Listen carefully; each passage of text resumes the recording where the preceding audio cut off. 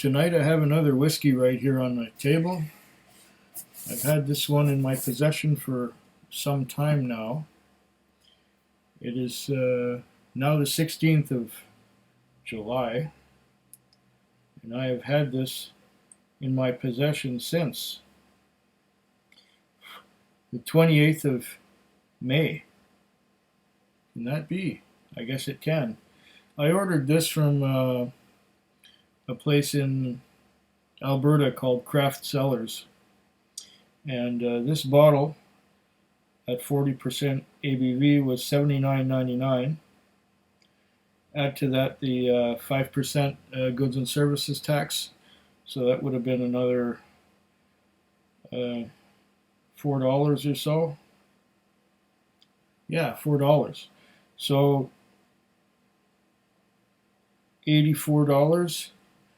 No bottle deposit as far as I know, but since shipping 2 bottles is $40.21 plus insurance of another $4.84, so another $45 on top of that, divided by 2, so $22.50 on top of 84 or so. So we're talking just on the high side of 100, which is probably less than what it would cost here in BC if I could find it. But I have never found this one here. This is the Cragganmore Distiller's Edition. It says bottled, distilled in 2007 and bottled in 2019. 40% alcohol by volume, 750 mils, double matured. Yeah, Distiller's Edition from Cragganmore. Now, I have had a sample of this in the past.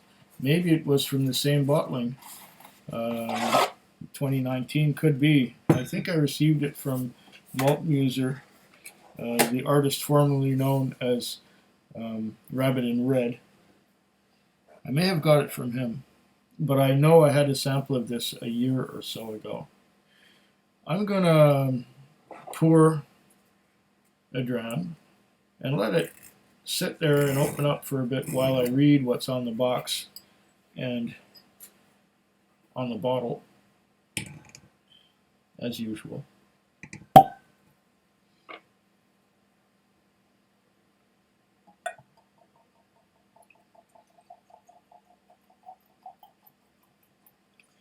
Bottle makes all the right sounds.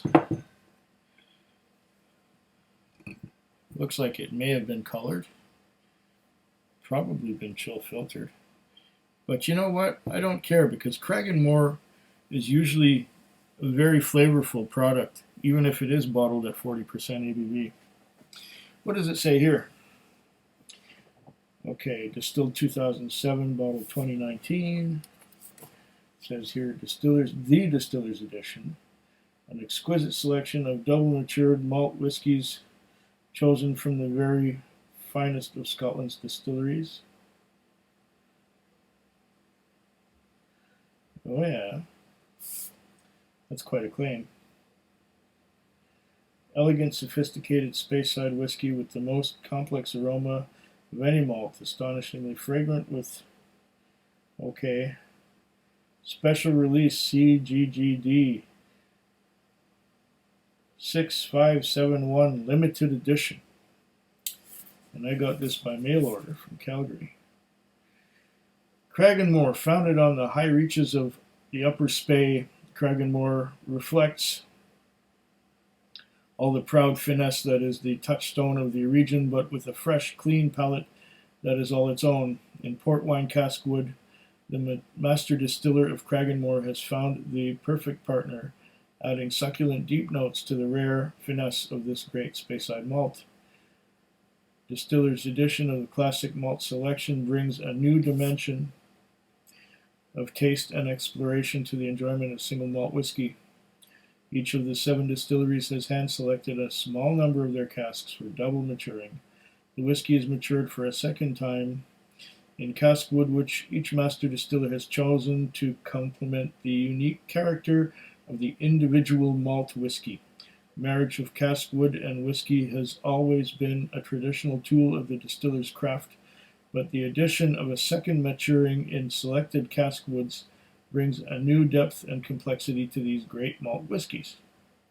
Each special limited edition is hallmarked as a symbol of rarity and superior quality. The hallmark carries the symbol of the distillery, its founding year, assay mark, the type of cask wood in which the whiskey has been double matured, and the monogram of each master distiller. Oh. That's what this stuff is talking about. Each bottle in the distiller's edition of Classic Malt's selection carries a release number individual to each distillery, which designates the selected cask that have been especially chosen for double maturation. Distillery symbol established 1869. Port wine cask wood, master distiller LB. Serving facts, drink IQ. Diageo, imported by Diageo, Norwalk, Connecticut. Cragganmore Distillery, Ballindock, or Ballindock, Banffshire, Scotland. According to Surgeon General, yes. We know it's because it's intended for the U.S. market, but it ended up in Calgary. So there you go. I'm going to have a sip of water to wash down the gin and tonic that I had when I came home from shopping.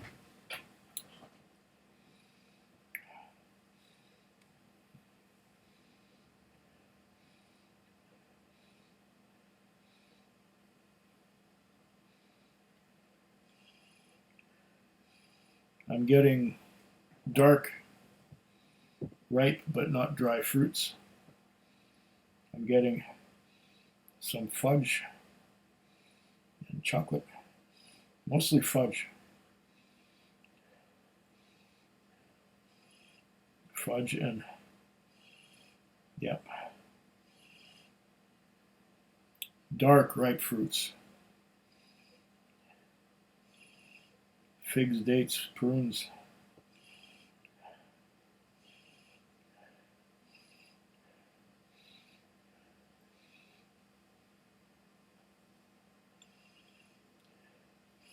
Some dark berries too, like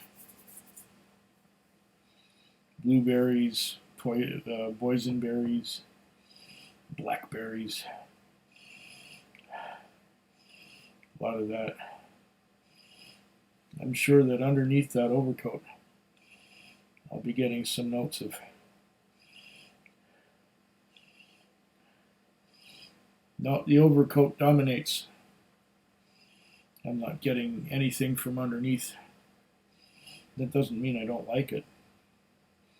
Maybe I will get more on the palate besides these dark fruits, dark ripe fruits.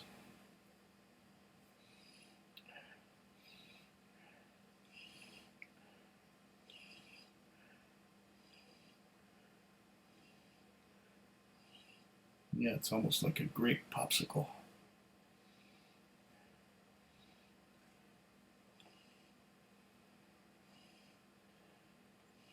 Bit of a ginger note lurking beneath that.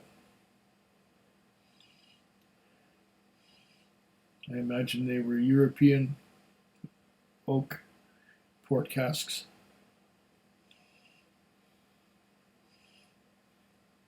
I'm not getting any bitterness on the nose. We'll see what I get on the palate.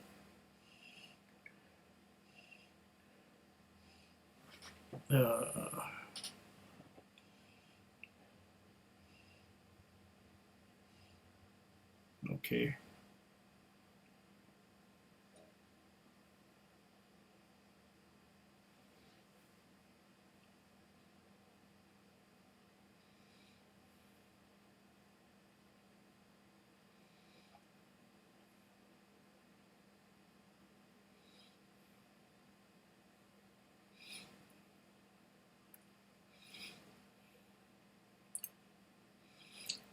Oh. Oh,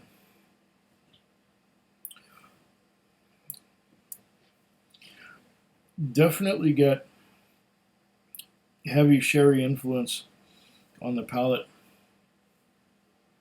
but lingering beneath that is a hint of vanilla, quite a bit of ginger, and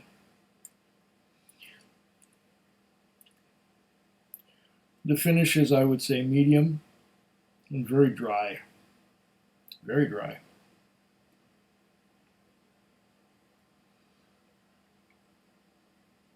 That was only the first sip.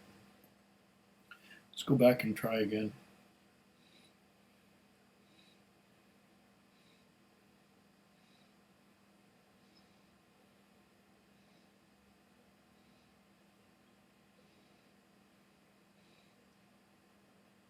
It's lighter on the nose now than it was before.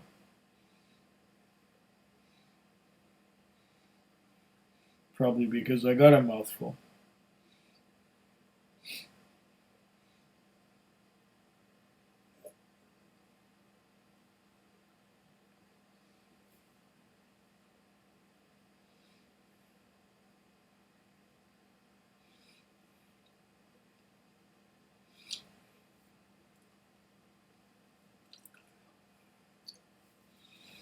Slippery, alkaline mouthfeel. The sherry influence, dry sherry. Dry sherry and not a sour sherry, which I'm thankful for. I prefer the dry sherry to the sour kind of sherry finish. This is dark ripe fruits once again. No bitterness, so I'm guessing the wood that the sherry was, the wood of the sherry cask is most probably American oak. Because if it was European oak, it would be much more bitter and tannic than this. This is just delightful. Yeah, once again, there is that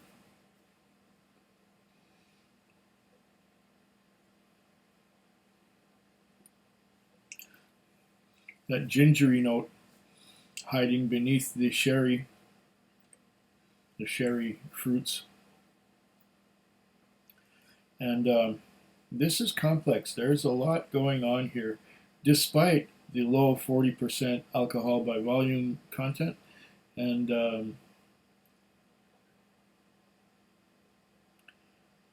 there is a lot going on. It's nice. It's satisfying. It's enjoyable.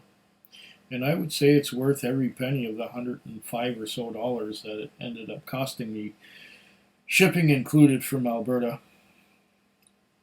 Very nice dram.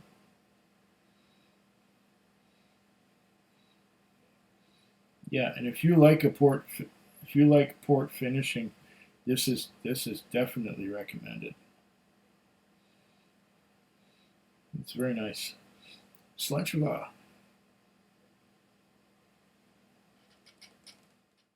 Food Quig. Food Quig. Food Quig. Food Quig. Food Quig. Yeah.